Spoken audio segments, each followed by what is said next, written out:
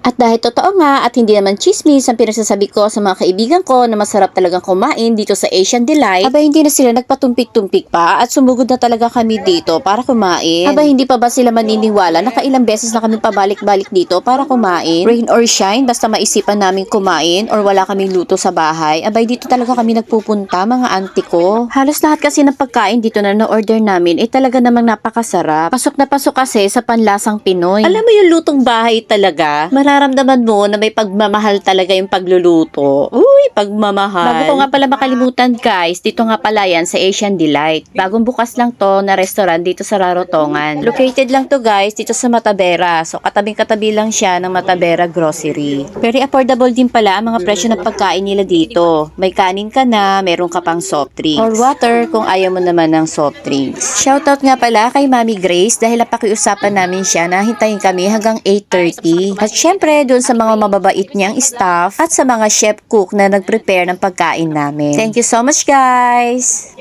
So, dito kami sa Asian Delight. Sarap ng pagkain, guys. Sa pagkain mo? Yummy! Yummy! Good, great.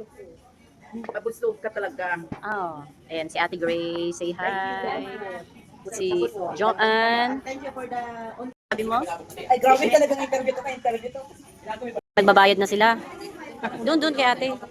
Tapos na kami kumain guys at nagkayayaan naman mag-ice cream sa Wigmore. So abangan nyo na lang ang part 2 ng bonding namin. Salamat sa panonood!